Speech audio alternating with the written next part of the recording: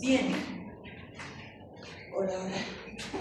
Y vamos a empezar entonces viendo todos estos parásitos. Hoy vamos a ver, ¿sí? Ya saben, mis clases no se filman, así que por favor les voy a pedir el respeto en ese sentido, ¿sí? Bien, seguimos hablando de céstodos.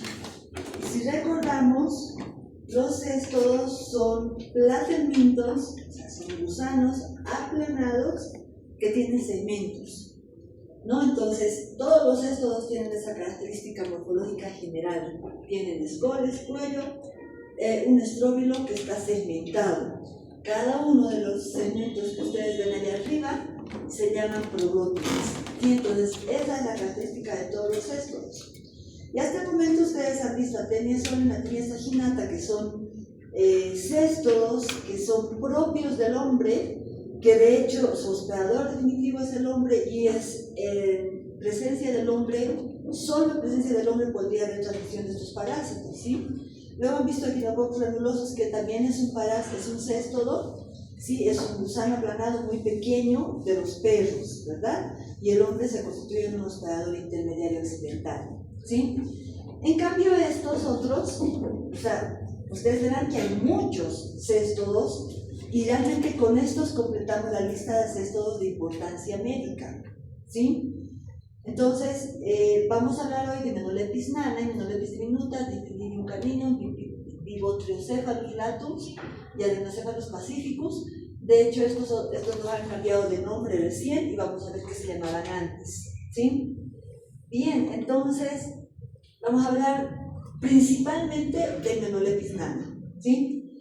Y Menolepis nana es el céstodo más frecuente que parasita al hombre. O sea, de todos los céstodos que les he mencionado, y más estos, Menolepis nana es el que con más frecuencia parasita al hombre a nivel mundial, ¿sí? Es la cestodiasis más frecuente y afecta principalmente a niños.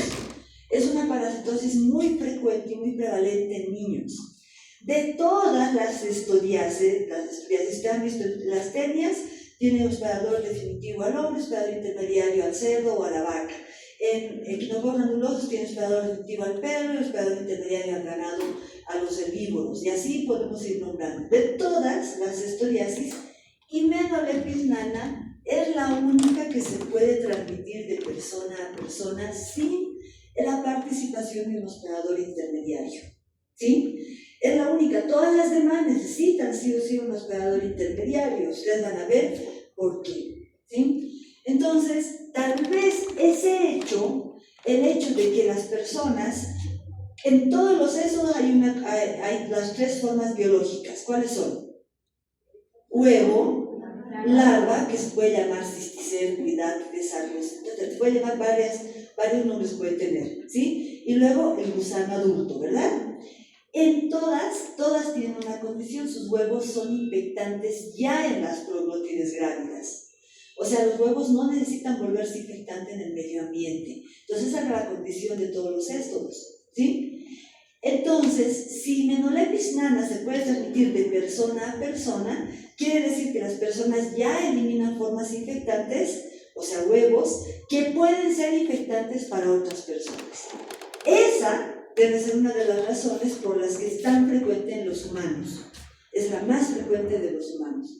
Entonces, está determinada por la falta de higiene, principalmente relacionada al lavado de manos, ¿sí? Bien, vamos a ver entonces, ¿sí? Ahí estamos viendo algunas imágenes. Ustedes pueden ver aquí arriba está,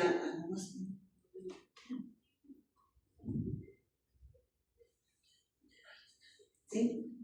Este es el gusano adulto. Este es el gusano de Menolepis nana visto de más cerquita, y ustedes van a ver que este es el rostelo, que tiene una característica, y esto es Menolepis diminuta, ¿sí? Bien, Menolepis nana es la tenia, antes le llamaban tenia enana. De hecho, su primer nombre era Taenia nana, ¿sí? Es la tenia más pequeñita que puede parasitar el tubo digestivo del hombre. Mide aproximadamente entre 3 y 5 centímetros. Pero ustedes dirán, pero Echinococcus granulosus media entre 3 a 5 milímetros, es mucho más pequeña. Pero Echinococcus granulosus no parasita el tubo digestivo del hombre, parasita el tubo digestivo del perro, ¿sí? En cambio, Hymenoleucis nana es la tenia más pequeña que puede parasitar al hombre, ¿sí? Esta es una fotografía donde vemos aquí está el escólex, el pequeño cuello y luego todo el estróbilo que está constituido por sus proglótides. Igual que en todas las tenias, las proglótides son inmaduras, maduras y grávidas. Las proglótides maduras, como todas las tenias, estos parásitos son hermafroditas. Las proglótides maduras tienen ovario, testículos en la misma unidad anatómica, por lo tanto se fecundan en la proglótide madura, y la proglótide grávida tiene al útero que está repleto de huevos que ya son infectantes, ¿sí?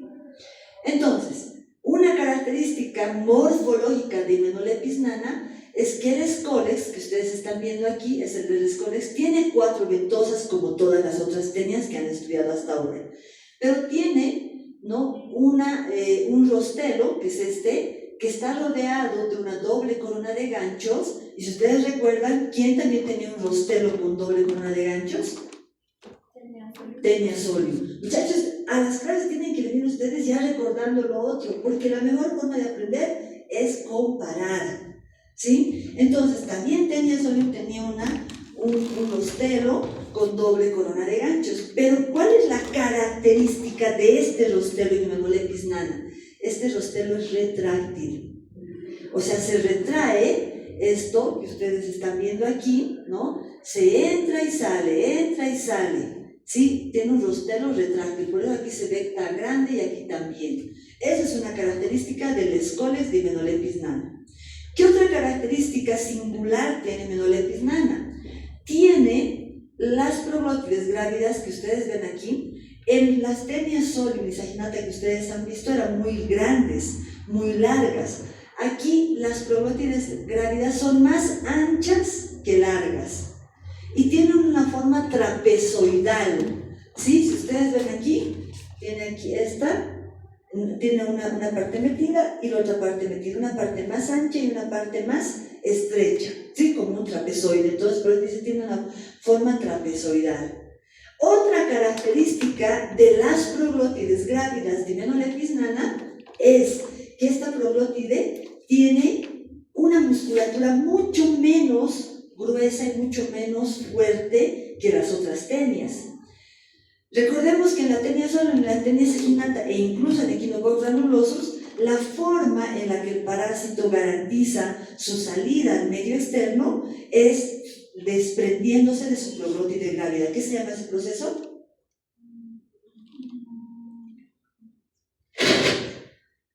Apólisis, ¿sí? Apólisis. ¿Qué cerebros más frágiles? ¿Sí? Entonces, el desprendimiento de cada proglótide es la apólisis. Y la apólisis es diferente en tenia solium, es diferente en tenia saginata, ¿sí? Entonces, las proglótides se desprenden y en el trayecto del tubo digestivo se pueden ir desprendiendo los huevos, o las personas pueden eliminar proglótides grávidas en sus heces, ¿no? Y recién desintegrarse la proglótide en el medio ambiente y liberar al huevo. En cambio, Hymenoleucis nana tiene una musculatura muy débil en su proglótide, por lo tanto es lo más frecuente que el huevo se desprenda o salga de la proglótide grávida ya en el tubo digestivo. Recuerden esto, porque esto hace que este parásito tenga una particularidad en su ciclo, ¿sí? Entonces, estas proglótides son más o menos frágiles y se desintegran en el tubo digestivo y por lo tanto liberan a los huevos maduros. Estoy yendo lentito para que entiendan, ¿sí? Entonces, los huevos, ¿no? Ahí vamos a ver a la forma de huevo y abajo a la larva cisticercoide, que también se llama cercocisto, ¿sí? Esta es la larva cisticercoide y estos son los huevos. Los huevos, como en todos los cestos, bueno, la mayoría de los cestos, no en todos, porque no todos son así, pero como los que hemos visto hasta ahora, tienen un embrióforo que rodea al embrión hexacanto. ¿Recuerdan? En tenia solium y tenia saginata, su embrióforo era radiado. Este no es radiado, ¿sí? No tiene esa radiación. En cambio, ¿no? En el embrióforo se pueden ver dos engrosamientos polares, este y al otro polo, que se llaman mamelones polares. ¿Sí? Esos se llaman mamelones polares. Y de estos mamelones polares se desprenden 4 a 8 filamentos polares. Entonces el huevo que mide entre 35 y 45 micrómetros, es grande, ¿sí? Va a tener en el embrióforo, entre la pared del embrióforo, unos mamelones polares y unos filamentos polares que son característicos de Hymenolepis nana. No hay ningún otro huevo que tenga esta característica, ¿sí? En cambio, por ejemplo, Taenia sol y Taenia saginata echinococcus son igualitos los huevos, ¿verdad? Son idénticos. Embrióforo radiado, embrión hexacanto. Aquí no, es muy distinto. Por lo tanto, aquí sí puedo llegar al diagnóstico de especie viendo este huevo en las heces. Sí, puedo llegar. Aquí se ve mejor, ¿no? Los mamelones polares, los filamentos polares, esto está con lugol, esto está sin lugol.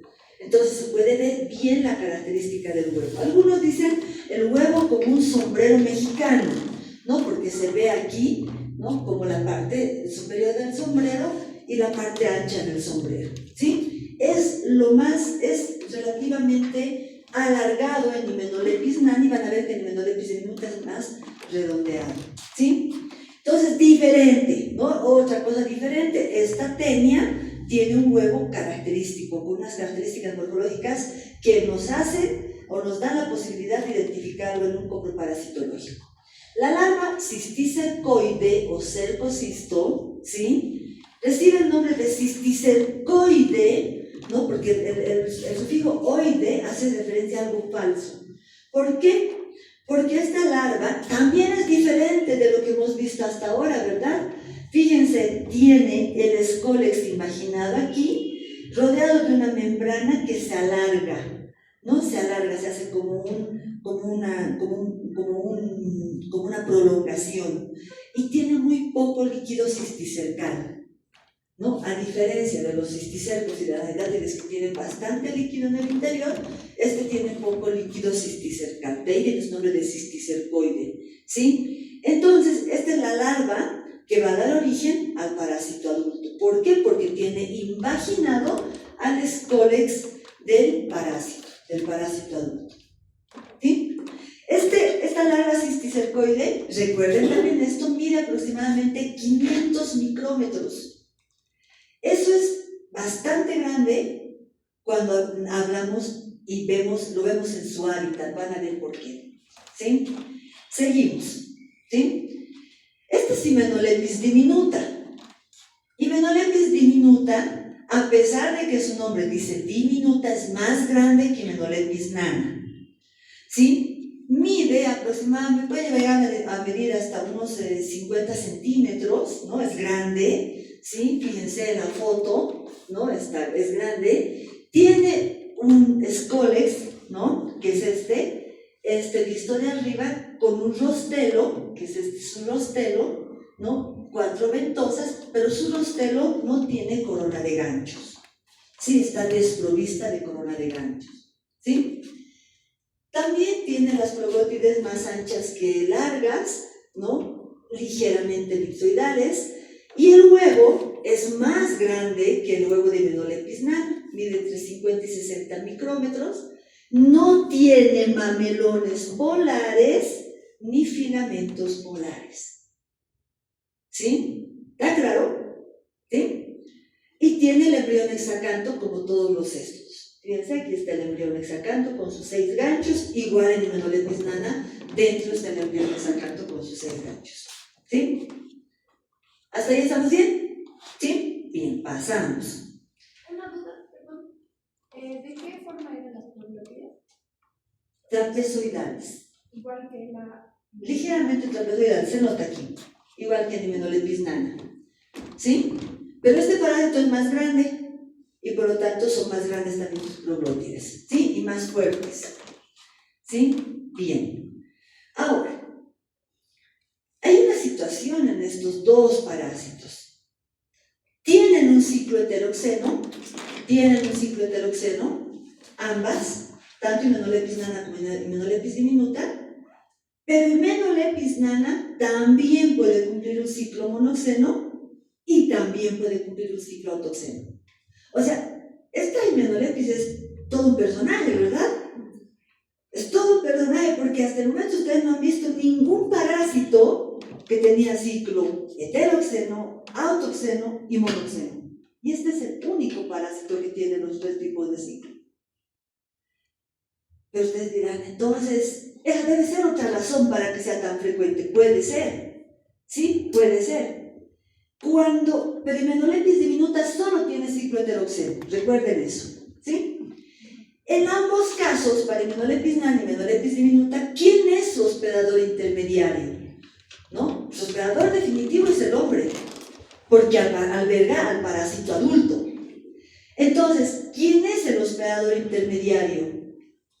Les presento, son los artrópodos, pulgas y coleópteros, ¿sí? Que pueden albergar a la forma larvaria. ¿Qué se llama la forma larvaria?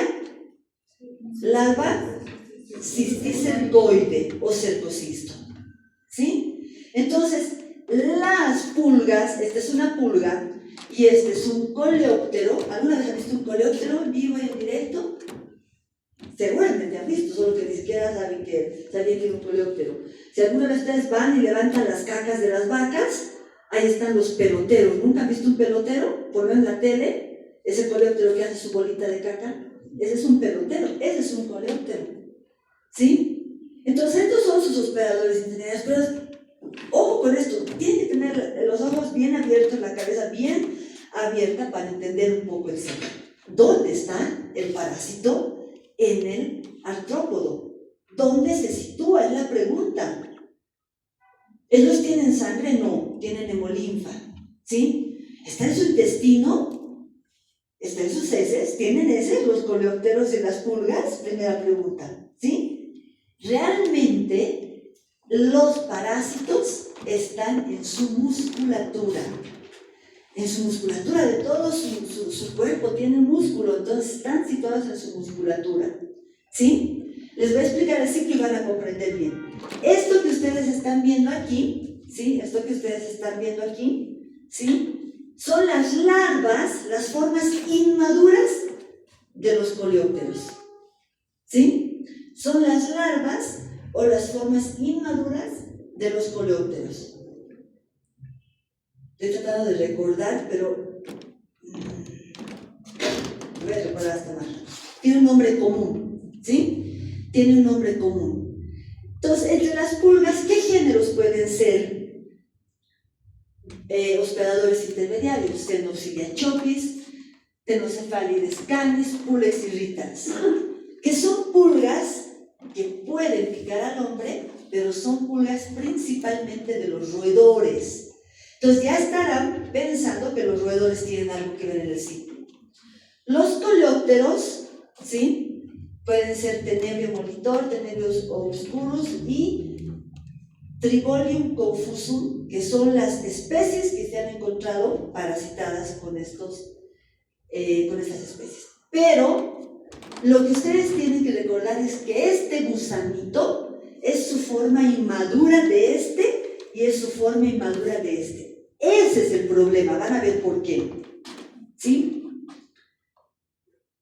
Un resumen de lo que les he dicho hasta ahora. Hymenollepis nana mide entre 3 y 5 centímetros, Hymenollepis diminuta entre 20 y 60, ¿sí? Para que vayan apuntando. El rostelo está armado con 20 o 30 ganchos en Hymenollepis nana y rostelo sin ganchos en Hymenollepis diminuta. Y el huevo es ligeramente ovalado, entre 35 y 45 micrómetros, y es esférico, entre 60 y 80 micrómetros. No tiene mamelones polares ni filamentos polares, y este es más grande, ¿sí? Y las proglótides, hemos dicho, pueden tener entre 150 y 200, entre 800 y 1000, porque este es más pequeño por su tamaño y el otro es más grande, ¿sí? Nuevamente, para comparar, este de la izquierda, Hymenollepis nana, y este de la derecha, Hymenollepis diminuta. Ahora hay una situación Hymenopteris diminuta es muy raro en el hombre. El hombre realmente es un hospedador ocasional de Hymenopteris diminuta. ¿Qué quiere decir que es un hospedador ocasional? Fuerte. Que el parásito se adapta al hospedador y cumple su ciclo biológico satisfactoriamente. El parásito cumple satisfactoriamente el ciclo biológico en el hospedador, pero ¿por qué es ocasional? Porque rara vez lo parasita. Pero si lo parasita bien, completa bien su desarrollo, cumple su ciclo como tiene que ser, sin ningún obstáculo. Pero rara vez lo parasita. En cambio, en Hymenopteris nana, el hombre es hospedador habitual. Ese es el principal hospedador. Puede parasitar roedores, pero su principal hospedador es el hombre. ¿Sí? Veamos el ciclo biológico de Hymenopteris nana con toda su complejidad. Ojo con esto, vamos a explicar ciclo por ciclo. Monoxeno, autoxeno y heteroxeno. ¿Sí? Vamos a explicar primero el heteroxeno, que es el más raro. Heteroxeno. El hombre es el hospedador definitivo. ¿Sí? ¿Y quién era el hospedador intermediario? Los artrópodos, pulgas o coleópteros. Pero en esta dibujo le estoy poniendo a las larvas, ¿verdad? ¿Por qué? Ahora, ¿qué otro hospedador puede tener el parásito? Los roedores. ¿Sí? Los roedores, los ratones pueden ser otro hospedador definitivo. Ustedes me dirán, ¿tiene baja o alta especificidad de especie? Seguramente se están preguntando aquello. ¿Sí? Hymenopteris nana tiene como principal hospedador al hombre, puede parasitar a otros como los roedores, algunos macacos, ¿no? Pero es principalmente un parásito del hombre. ¿Sí? Eso es lo que usted tiene que recordar.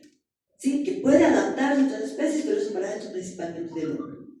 Entonces, ya sea el hombre o el roedor, tienen aquí en su intestino delgado al parásito adulto. ¿Sí? El parásito adulto vive en el intestino delgado. ¿Cuánto mide? Unos pocos centímetros, digamos que 5, ¿verdad? Entonces está adherido con su pequeño rostero retráctil al intestino delgado. En estas circunstancias hace una pólisis, fíjense, esta es la pólisis, y dentro de cada proglótide grávida hay miles de huevos que ya son infectantes. Entonces las personas defecan, los animales roedores también defecan y eliminan en sus heces el huevo que ya es infectante para el siguiente hospedador. ¿Sí? En el ciclo heteroxeno, el hospedador es el intermediario, es la pulga o el coleóptero. ¿Cómo se infecta una pulga o un coleóptero? Una pulga, por ejemplo, siempre es hematófaga, o sea, el adulto de la pulga. Por lo tanto, ¿cómo se podría infectar con heces? No puede. Por lo tanto, la forma que se infecta de la pulga o del coleóptero es su larva, ¿no? Las pulgas y los coleópteros tienen un huevo, una larva, una pupa y un adulto. El huevo no come. La pupa tampoco y el adulto come sangre en el caso de las pulgas. Las larvas comen detritus orgánicos.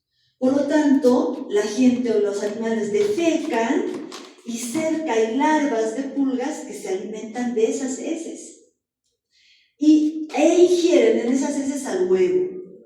Entonces el huevo se desprende de su embrióforo, libera el embrión hexacanto y en su musculatura se convierte en una larva cisticercoide. ¿Sí? Entonces, ¿no? Los animales, ustedes verán alguna vez en los documentales, los roedores se comen a sus pulgas, ¿no? Entonces comen sus propias pulgas y se infectan de esa manera. Entonces el roedor que ha comido una pulga, ¿sí? Hayan acordado, gorgojo. ¿Quién conoce qué son los gorgojos? Antes de que me olvide, ¿qué son los gorgojos? Son los que están en los arroces. Muy bien, ¿no? Antes, cuando yo era bien niña, la gente se quejaba de, ay, qué mala suerte, me ha tocado arroz con gorgojo, me ha tocado harina con gorgojo. Ahora casi ya no ves eso, ¿sí? Viene en el arroz, en los cereales, en la harina, ¿sí? ¿Qué es un gorgojo? Es la larva del coleóptero. De los coleópteros se llaman gorgojos, ¿sí? Entonces son los gorgojos y las larvas las que comen heces y en su musculatura desarrollan a la larva cisticercoide. Entonces ya se convierte en un artrópodo adulto y el roedor se come estos artrópodos adultos. Para que el ciclo heteroxeno funcione en el hombre ¿qué tendría que comer? Insectos, pulgas, gorgojos, larvas de pulgas, o la pulga misma, o el coleóptero mismo. ¿Eso ocurre con frecuencia? ¿El hombre con frecuencia podrá ingerir artrópodos? No, solo en situaciones de mucha precariedad. La gente tiene una casa, un hacinamiento donde hay muchos roedores, hay artrópodos, los artrópodos ponen sus huevos en los alimentos, se forman los gorgojos y la gente tiene, por la pobreza, la necesidad de comer lo que hay y se come eso. Entonces, ahí está la razón por la cual el ciclo heteroxeno para el hombre es raro. Porque para que ocurra el ciclo heteroxeno en el hombre, o sea, con la participación del hombre, tiene que el hombre comer artrópodos. Y ahí está la razón por la que Hymenoleucus diminuta es rara en el hombre. Por ahí está la razón por la que el hombre es hospedador ocasional de Hymenoleucus diminuta. Porque Hymenoleucus diminuta solo tiene ciclo heteroxeno, no tiene ciclo monoxeno. Entonces, para que una persona se infecte con Hymenoleucus diminuta, tiene que comer artrópodos, gorgojos, larvas, pulgas. ¿Sí? Entonces, la razón por la cual Hymenoleucus nana tiene un ciclo heteroxeno que ocurre con poca frecuencia en el hombre es esta. Pero sí puede estar ocurriendo en los roedores, ¿sí? ¿Sí? ¿Está claro? ¿No? Entonces, ingresa ¿qué tendría que pasar? Que el hombre se coma los gorgojos, que el hombre se coma las larvas, que el hombre se coma las pulgas, ¿sí? También puede ocurrir esto en personas, por ejemplo, que tienen problemas mentales, esquizofrenia, ¿no? Que no tienen control de sus actos, ¿sí? Hay casos clínicos de Hymenoleucus diminuta justamente en personas de este tipo, ¿sí? Entonces comen eso y en ese caso la forma infectante es la larva cisticercoide que está contenida en la musculatura del artrópodo. Entonces las personas comen eso. La larva cisticercoide, como es un escólex invaginado, evagina, saca su pequeño escólex, ¿no? La larva saca su pequeño escólex y empieza a crecer el gusano adulto en el intestino. Y nuevamente pone huevo. Se ha completado el ciclo, ¿verdad? Ciclo heteroxeno donde el hombre es hospedador definitivo, el roedor también y el hospedador intermediario, los artrópodos. ¿Claro hasta ahí? Ese es el ciclo de Hymenoleucus diminuta también, van a ver. ¿Sí? Lo tengo aquí. Ahí está. Este es el ciclo de Hymenoleucus diminuta.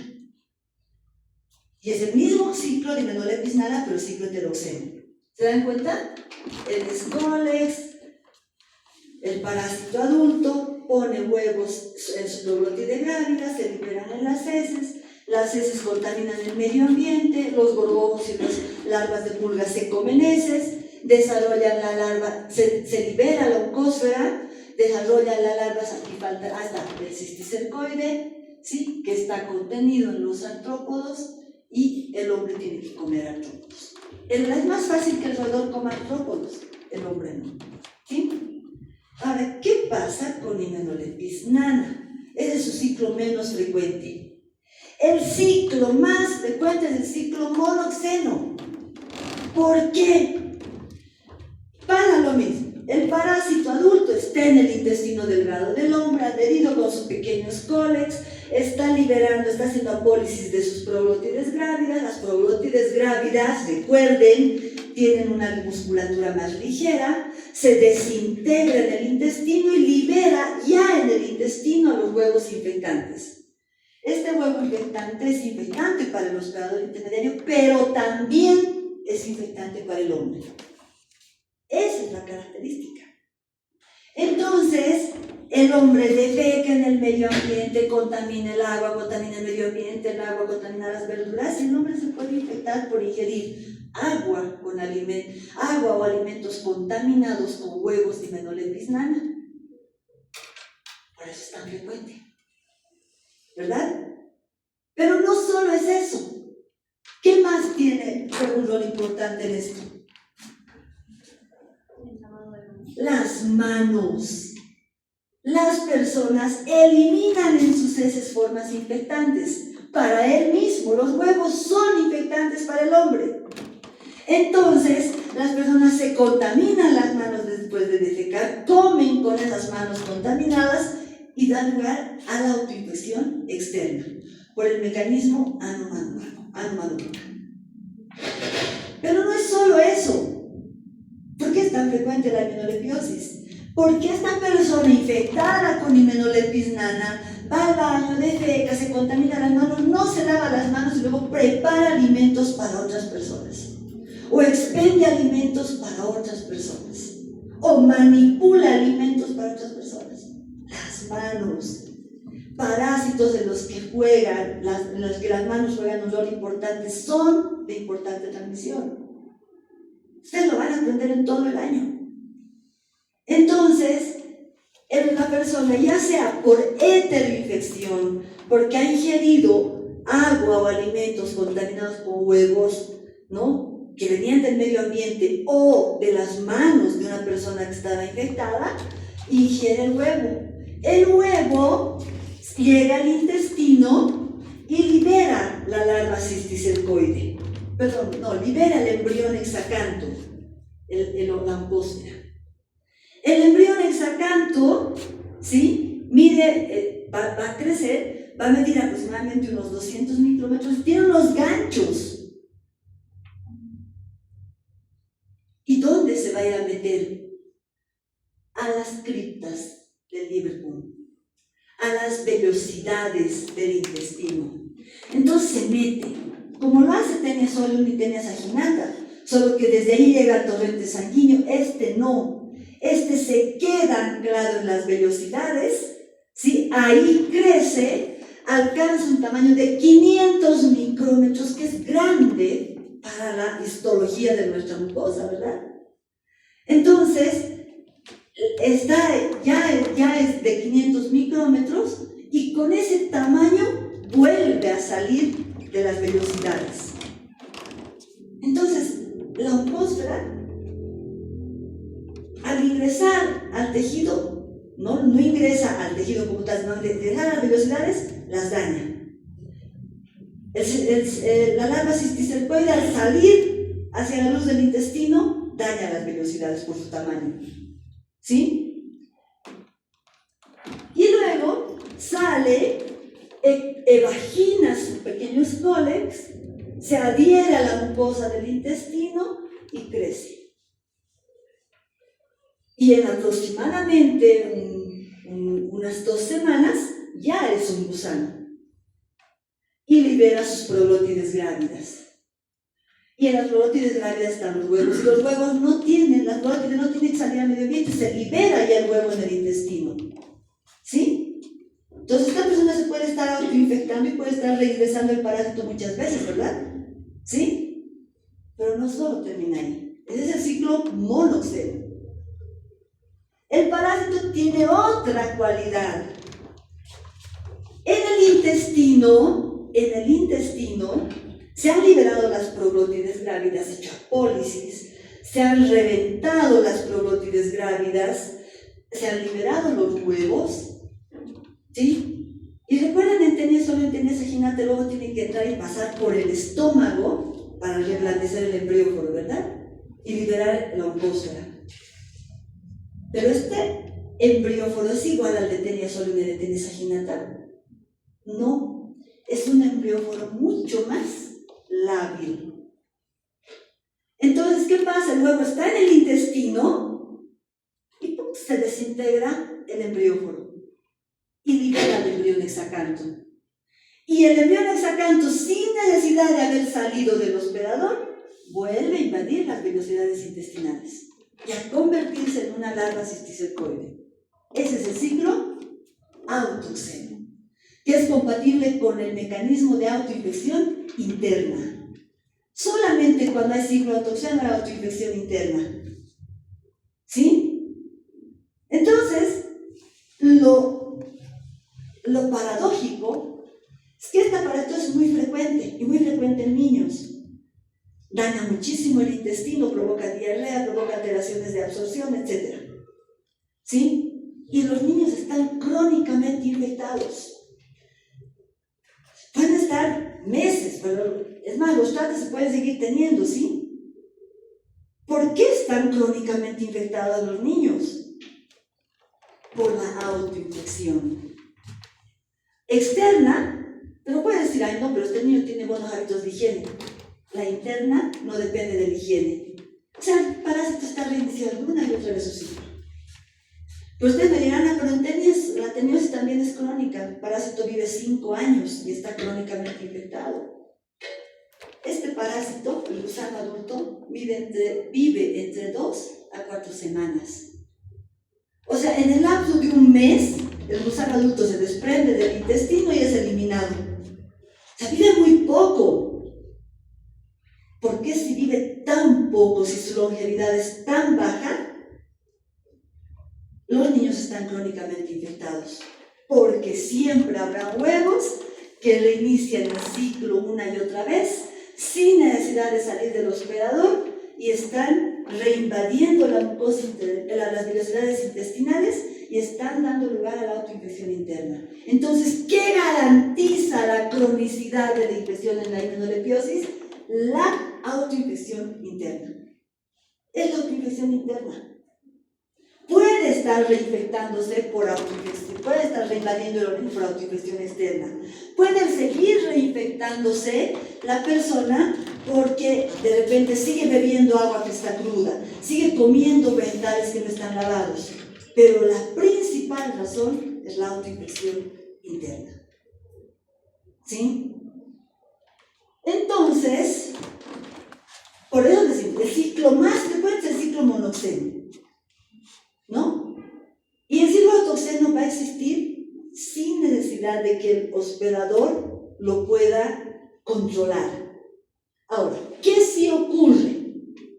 Yo les he dicho niños, ustedes dirán, ¿y en el adulto no hay inmunolepiosis? Sí, pero hay una situación.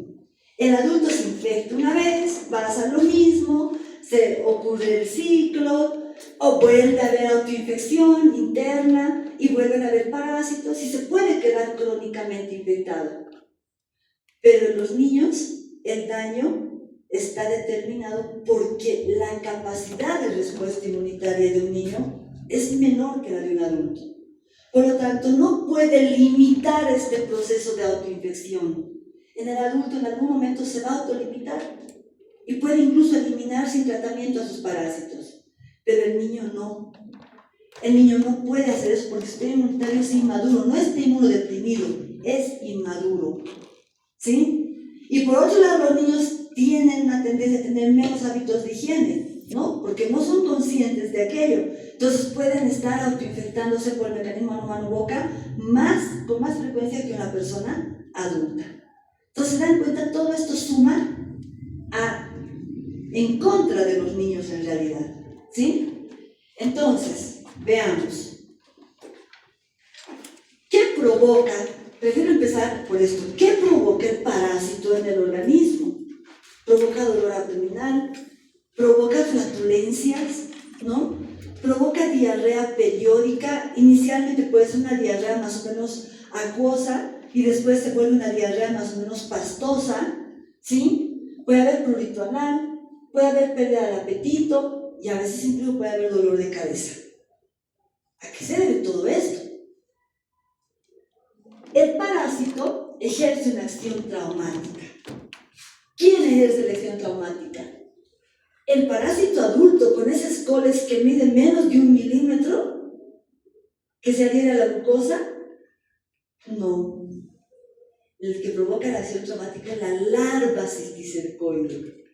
La oncósfera, cada vez que ingresa en la vellosidad, lesiona con sus ganchos las vellosidades. Y cada vez que sale, mide 500 micrómetros, entonces sale provocando lesiones en las vellosidades. Entonces tiene una acción traumática. La larva, el adulto casi no. ¿Sí? Hay una acción tóxica. El parásito adulto segrega sustancias tóxicas, pero ¿saben quién segrega más sustancias tóxicas? La larva cisticercoide cuando está metida en las vellosidades intestinales. Es la larva, ¿no?, que se va secando, va perdiendo ese poco líquido que tiene hacia el exterior, y eso es lo que provoca toxicidad sobre el tejido. Y eso va a estimular un proceso inflamatorio. Hay acción proinflamatoria, pero en algún lugar está en manera de acción tóxica inflamatoria, que está bien, ¿sí? Una acción proinflamatoria, inflama, y por lo tanto inflama, aumenta el peristaltismo, y cuando aumenta el peristaltismo hay diarrea. Hay un proceso inflamatorio importante, hay una quimiotaxis de células importantes hacia el lugar donde están los parásitos, principalmente las larvas, y por lo tanto va a haber un proceso inflamatorio que va a alterar el proceso de digestión y absorción, porque el parásito está en el intestino delgado, principalmente en el yeyuno. Entonces va a alterar aquello. Por eso es que puede haber flatulencias, porque si está alterado el proceso de digestión y absorción, pueden haber flatulencias, ¿sí?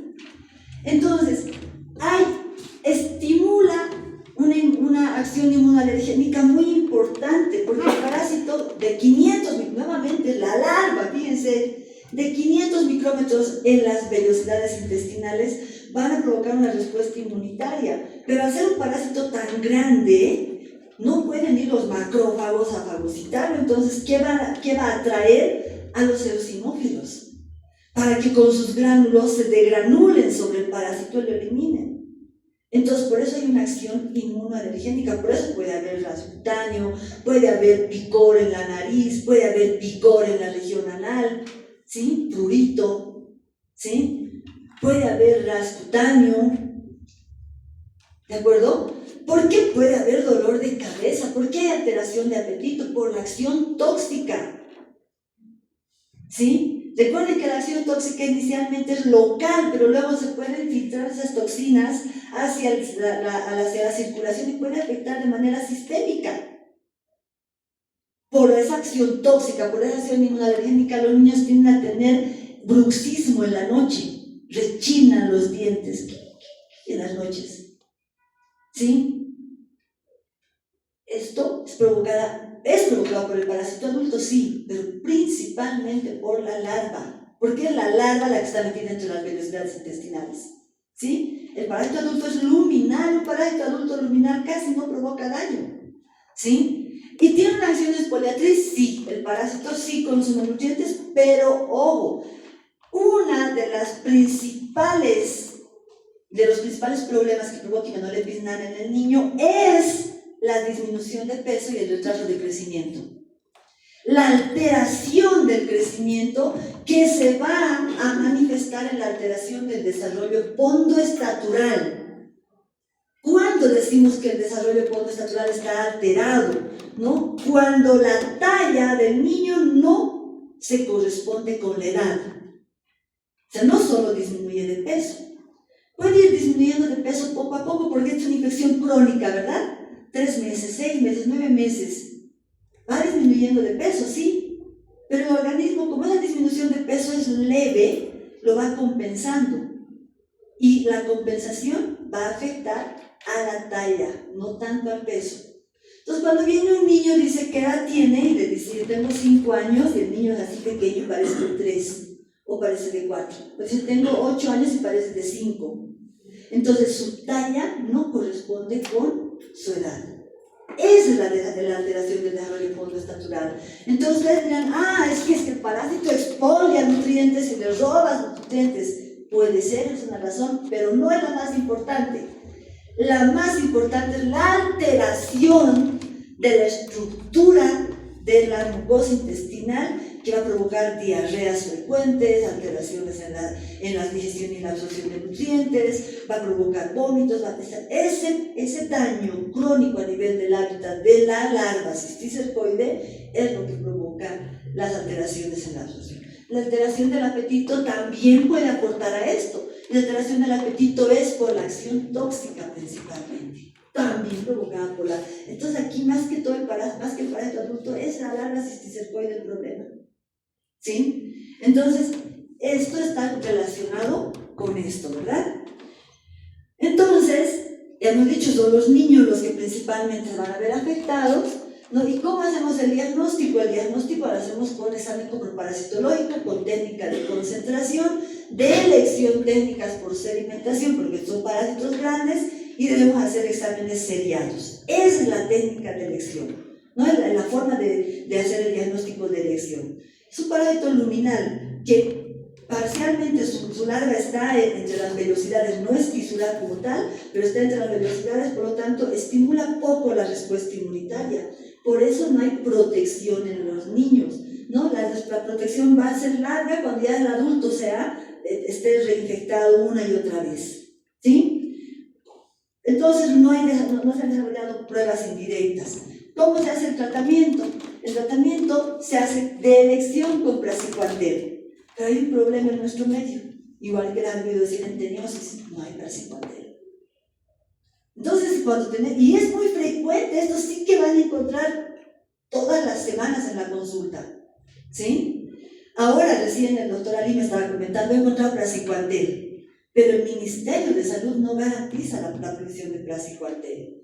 Se trata de 25 miligramos kilogramos peso de dosis única inicialmente, de una dosis que la puedes partir en dos, y se repite en el lapso de 1 a 2 semanas. ¿Por qué? Porque esa dosis que das va a matar a los parásitos luminales. En cambio, las larvas cisticercoides están en las velocidades. Entonces van a salir, y si yo no repito el tratamiento, van a volver a ver parásitos adultos, van a volver a ver autoinfección interna. ¿Sí? Por eso repito. Ahora, se puede utilizar microsamida durante 5 a 7 días, no necesitas repetir porque durante todos esos días va a ir matando a las larvas también. O se puede utilizar nitazoxanida. El problema es que la nitazoxanida es un medicamento buenísimo, es un antibiótico buenísimo, pero que la utilizan para todo, y eso está muy mal. ¿Por qué? Porque este es el único medicamento que sirve para un parásito que se llama Cryptosporidium. Es un parásito que provoca diarrea descontrolada en pacientes con SIDA. Entonces, si nosotros generamos resistencia de Cryptosporidium a la nitazoxanida, en unos años no vamos a tener con qué tratar a los pacientes que tienen diarrea y SIDA, ¿sí? Y vamos a ver morir pacientes deshidratados en la consulta. Ese es el problema. Por eso cuidaríamos la nitazoxanida, ¿no? Entonces se puede hacer con estos medicamentos. ¿Cómo hago la profilaxis y las medidas de control? La imagen no es muy buena, pero esta es una parasitosis principalmente de transmisión fecal oral. O sea, quiere decir, el hombre defeca, contamina el agua, contamina el medio ambiente, contamina la tierra, contamina los vegetales y se contaminan las manos y gracias a eso se transmite a otra persona. Aquí, fíjense, no he puesto ni los coleópteros ni los roedores porque la principal forma de transmisión es esta. Por lo tanto, tengo que orientar mis medidas de control a la provisión de alcantarillado para que la gente no defeque al medio ambiente, letrinas para que no defeque al medio ambiente y agua potable para que no beba agua cruda, agua contaminada. ¿Sí? O evitar el fecalismo es una medida de control. Evitar el fecalismo es el resultado de la medida de control. Tú puedes evitar el fecalismo de varias maneras, dando alcantarillado, dando letrinas o educando. Puedes decir, señor, no defequen al medio ambiente. Pero evitar el fecalismo así como tal no es una medida de control, es el resultado de.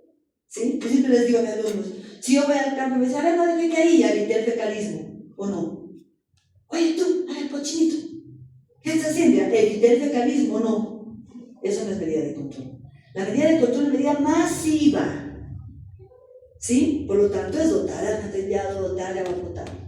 ¿Sí? Educación, sí, educación en que en no defecar al medio ambiente, en beber agua hervida, en lavarse las manos, en lavar vegetales, que son las medidas de profilaxis. Recuerden, medida de profilaxis para el individuo, medida de control para la comunidad. ¿Sí? Entonces aquí tengo otra, un poquito mejor, esta la he sacado recién de una página, donde obviamente lo que está en el centro es lo más importante, ¿no? El hombre defeca al medio ambiente y por lo tanto, cuando fíjense, las manos están en primer lugar, contamina sus manos y los manipuladores de alimentos son una principal fuente de infección, ¿sí? Luego vienen los vectores mecánicos que pueden transportar en sus patas o en su cuerpo a los parásitos. Están los vegetales que crecen a flor de tierra o los que crecen en la tierra, ¿no?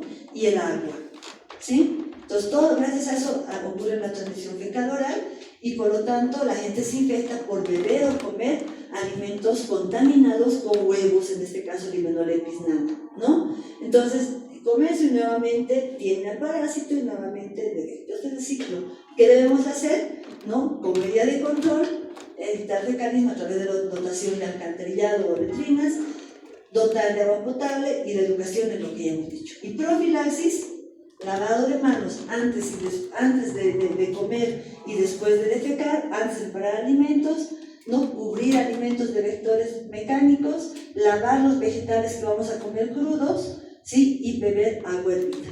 Aquí podríamos sumar el hecho de que hay que evitar la presencia de roedores en la casa porque pueden ser hospedadores definitivos y hay que evitar la presencia de insectos en la casa porque pueden ser hospedadores intermediarios, ¿verdad? Esto ya lo hemos visto en Limenollepis diminuta. Y luego tenemos a los parásitos que bueno, no entran, no vamos a verlos en la práctica y demás, de hecho que no se filman mis clases, no, son mis clases, es mi voz y son mis diapositivas, finalmente yo tengo derecho sobre ellas, sí, además es una vergüenza que las clases estén tan vacías, ¿sí? La clase es para ustedes. Así de simple, es para ustedes, para los que vienen, ¿verdad? Pero de verdad, con lo vacío que estaba la mesa redonda, da ganas de decir que ya no haya, ¿no? Que ya no haremos más. Sí, les daremos el texto y listo, ¿no? Yo ya hablaba con el doctor Martínez y le decía, ¿será bueno que les sigamos dando texto? Porque me dice, yo tengo un texto de Limenollepis nana y lo voy a actualizar y se los voy a dejar, ¿sí? Pero él me decía, ¿será favorable que sigamos dando textos? El alumno no viene a las clases magistrales, ¿no? Entonces, lo vamos a seguir haciendo, pero finalmente si ya no vienen, entonces mejor darles el texto y ya no haya nada de magistral, ¿sí? Entonces vamos a hablar del Dipylidium caninum, otro cesto, un gusano aplanado, segmentado, ¿sí? Que tiene como hábitat el intestino delgado de perros y gatos y ocasionalmente parasita al hombre y lo convierte en hospedador definitivo. O sea, ocasionalmente puede estar también en el intestino del hombre. ¿Sí? Fíjense que es un gusano que mide entre 20 y 70 centímetros. Y alguna vez ustedes van a ver que algún perro callejero le está colgando un gusano. Muy probablemente es este. ¿Sí? Entonces, tiene las proglotides, esta es característica, tiene unas proglotides en forma de pepa de melón. ¿Conocen el melón? ¿Sí? En forma de pepa de melón, así. Como así boleaditas, ¿verdad? Como pepa de zapallo también, pero la pepa de zapallo es grande, entonces más chiquitito, ¿sí? Que mide aproximadamente 1 centímetro por 0.3 centímetros, o sea, el perro bota estas cositas, son como arroces grandes, ¿sí? Eso bota el perro. Tiene un escolex con 4 ventosas y un rostero con 4 hileras de ganchos, tiene mucho más ganchos que los otros. Y sus huevos, que miden entre 20 a 40 micrómetros, vienen en una cápsula ovígera. O sea, vienen en una cápsula que contiene varios huevos que vamos a ver enseguida en una imagen. ¿Sí? Ahí está. Dipylidium caninum, era de la imagen de la portada. Fíjense sus proglótides. ¿Sí? Esta es la proglótide grávida, por eso dice como una de pepa de melón, como un arroz grande. ¿Sí? Eso es lo que realmente elimina porque hace apólisis el parásito, ¿sí? Su escolex, y esta es la cápsula ovígera que contiene los huevos infectantes, ¿sí? Entonces, ¿por qué es importante? Porque así como en las heces del perro hay esto, también puede haber la del humano porque se puede infectar ocasionalmente, ¿sí? Las proglótides están llenas de huevos.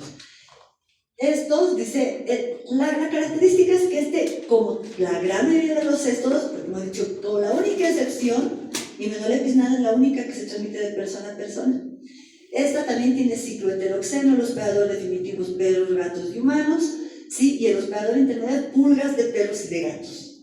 Entonces lo mismo, ¿por qué el hombre es hospedador ocasional de Pilidium canino? Porque tiene que comer pulgas de los perros y de los gatos, ¿sí?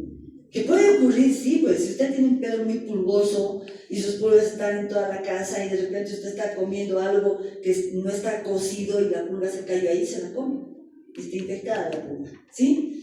La larva, el estadio larvario se llama cisticercoide, ¿sí? El mecanismo de infección es la ingesta de pulgas infectadas con el cisticercoide. Es la única forma por la que se puede infectar el hombre, ¿sí? El hombre no se puede infectar por los huevos que salen en las heces del perro, ¿sí? Igual tenemos que tener cuidado, pero no se puede infectar por eso. ¿Sí? Aquí está el ciclo. Fíjense, perros, gatos y humanos tienen el parásito adulto que bota estas proglótides en forma de pepas de melón. Estas están conteniendo este paquete de huevos, ¿no? Que ya son infectantes, salen con las heces y las larvas de las pulgas comen heces, se infectan, las pulgas tienen al parásito ya en su musculatura y los perros y los gatos se comen normalmente a sus pulgas y se infectan con normalidad. El hombre se infecta ocasionalmente.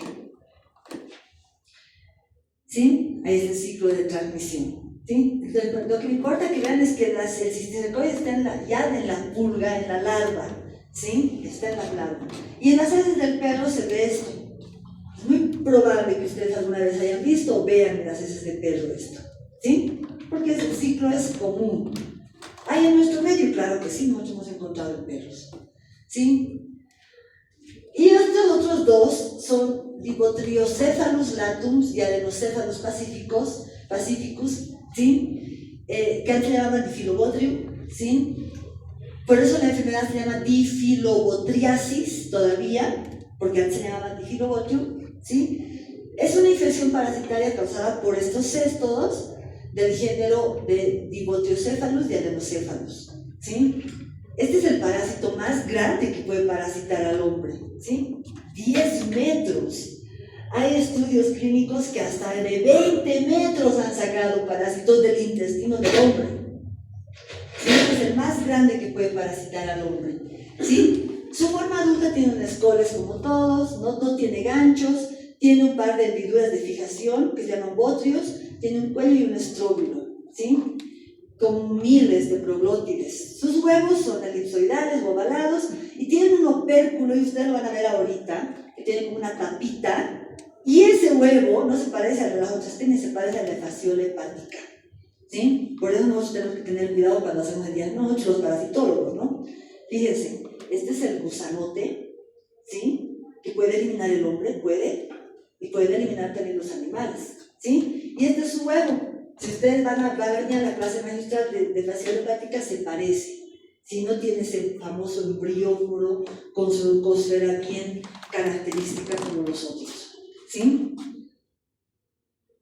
Y las especies clínicamente relevantes, la primera, Dibotriocephalus latus, que antes se llamaba Difilobotrium latum, fíjense, de latus a latum, y este es el más común, ¿no? Y el segundo más común es Adenocephalus pacificus, que antes se llamaba Difilobotrium pacificum, ¿sí? Ahora, ¿cómo nos infectamos con estos parásitos? El hombre es un hospedador definitivo, ocasional, pero un hospedador definitivo, ¿sí? Puede ser ocasional en algunos lugares como nuestro país, pero puede ser muy frecuente en lugares donde hay costa. ¿Por qué? Porque se adquiere por la ingesta de pescado crudo. ¿Dónde se come pescado crudo? En Perú, el ceviche, ¿no? También comemos, ¿verdad? Por eso Pacíficus está frecuente en la costa peruana, ¿sí? Entonces no es un hospedador, no es un parásito tan ocasional del hombre. En nuestro medio sí, porque no tenemos costa, no tenemos mar. Y estos parásitos se transmiten por peces principalmente marítimos, ¿sí? Entonces, las personas se infectan por comer pescado crudo, ¿sí? Y estos van a salir, la larva que está contenida en el pescado, ¿sí? Va a salir el Scolex, se va a adherir al intestino y va a empezar a crecer y a crecer y a crecer y a crecer el parásito, y luego va a eliminar sus huevos, ¿no? Que van a ser ya embrionados, estos huevos van a salir y en el agua van a embrionar, ¿sí? Pero decía, excepcionalmente hay algunos que embrionan en el medio ambiente, ¿sí? Entonces estos huevos, ¿no? Pueden infectar estos tipos, ¿no? de hospedadores. Ahí viene el término de paraténicos, que pueden ser hospedadores, por ejemplo, transitorios, son los copépodos, ¿sí? Que van a ser alimento de los peces, pero los peces también se pueden infectar directamente, ¿sí? Entonces los peces van a desarrollar a la larva, y la larva va a estar contenida en su musculatura, y cuando comemos esos peces vamos a infectarnos por la larva. La forma infectante es la larva. Se dan cuenta que el único que se transmite de persona a persona es Hemanolepis nana, ¿verdad? Se transmite por consumir pescado. ¿Por qué es tan importante este parásito? Este parásito no es tan bonito como Dipilidium caninum, ¿no?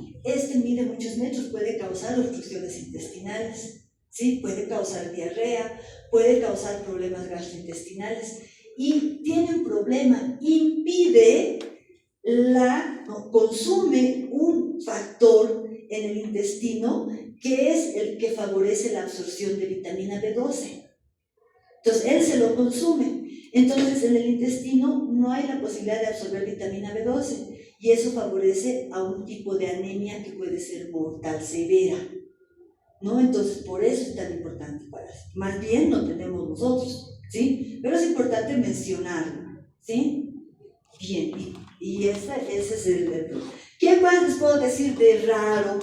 ¿No? Este es un artículo en el que se ha visto una infección en un paciente inmunodeprimido, en un paciente con SIDA, una infección por Hemanolepis nana que se ha diseminado, ¿no? Que ha sido invasiva. Normalmente no debería pasar por el tubo digestivo, y esta ha sido invasiva a todo el organismo. Oye, Hemanolepis nana puede dar problemas mayores más adelante, ¿sí? Esto se ha visto en un reporte de un caso, ¿sí? Y esto es más raro todavía. Han encontrado un tipo de cáncer en una persona también con SIDA, un cáncer en células linfoides, en ganglios linfáticos. Pero ¿qué les parecía raro? Decían que es raro que las células sean tan pequeñitas. Entonces hacen una serie de análisis genómicos, secuenciaciones, y encuentran en las células cancerígenas ADN de Hemanolepis nana. Entonces, ¿qué pasó? ¿Será que Hemanolepis nana ha invadido en algún momento el paciente inmunodeprimido y ha intercambiado su material genético y lo ha convertido? O sea, es como si sus células cancerígenas las hubiera transferido al hospedador. O sea, son cosas locas. Pero es por eso los parasitólogos no vamos a dejar de tener trabajo nunca, ¿no? La parasitología no se va a acabar tan fácil, ¿sí? Son cosas que les voy a comentar, de cosas raritas. Cuando yo doy una clase casi siempre trato de traerles algo nuevo, y si no, pues no es un chiste, les contaré, ¿sí? Pero son cosas que no son comunes, pero que pueden ocurrir. Bien, gracias por su atención. ¿Tienen alguna pregunta? Yo. Dime. Mencionó que a veces las reacciones inmunoalergénicas por Hemanolepis nana pueden generar bruxismo. ¿Qué relación tiene con el bruxismo? El bruxismo es un tipo de reacción. O sea, a ver, la respuesta inmunitaria del parásito, frente al parásito, no puede ser mediada por células como los macrófagos. Entonces, hay una quimiotaxis de muchas otras células, principalmente eosinófilos. La degranulación de estos eosinófilos provoca reacción inmunoalergénica, ¿sí? Entonces, esta reacción inmunoalergénica provoca que a nivel generalizado puede haber ras cutáneo, puede haber, ¿no?, una reacción de picor en los dientes, reacción de frotar los dientes, el prurito anal, ¿no? Está relacionado. No sabemos exactamente cuál es el origen. Puede ser eso, puede ser la acción tóxica, ¿verdad? Pero esa es una de las explicaciones que le daríamos. Eso ocurre principalmente en niños. ¿no? El bruxismo es el rechinar de los dientes durante la noche, ¿sí? Entonces puede estar relacionada con la acción inmunoalergénica y con la acción tóxica. ¿Podría ser por la incomodidad que tienen los niños en el bruxismo? No, porque no, el parásito está en el tubo digestivo alto. No, pero por el prurito, por ejemplo, o sea, si están durmiendo, inconscientemente hacen el bruxismo. Por el prurito que genera la acción generalizada, la acción tóxica generalizada, sí puede ser también por eso, ¿no? Todo se altera, ¿no? Y no es en este el único parásito. Hay varios parásitos que tienen esa reacción que no está completamente explicada, pero sí hay una eosinofilia, aquí hay eosinofilia elevada, ¿sí? Y está relacionada con estos síntomas. ¿Algo más? Fuerte. ¿No se podría eliminar los parásitos en una operación? Los que se ¿Cuál sería la razón de someter a una cirugía a una persona a la que le podemos dar praziquantel y eliminar sus parásitos? Praziquantel funciona muy bien, es excelente, no hay necesidad de ser invasivos para este parásito, ¿sí? Lo que sí debemos hacer es repetir el tratamiento. ¿Por qué? Porque yo sé que pueden haber cisticercoides en las vellosidades intestinales que van a emerger después de una semana, ¿no? Y hasta una semana después, y por lo tanto pueden dar lugar nuevamente a la autoinfección interna. Siempre no hay necesidad de una intervención quirúrgica. ¿Algo más? Bien, muchachos, entonces para la clase de Immunolepis nana y equinococcus granulosus para la práctica, que es en una sola, yo les voy a dejar el texto, que no utilicen por favor el que está, porque yo hoy día lo he visto, tiene varios errores, ¿no? Entonces yo voy a hacer unas correcciones y de hecho voy a cambiar los nuevos nombres de estos otros parásitos, ¿sí? Entonces por favor esperen a fotocopiarse. Bien, nos vemos entonces, podemos retirarnos.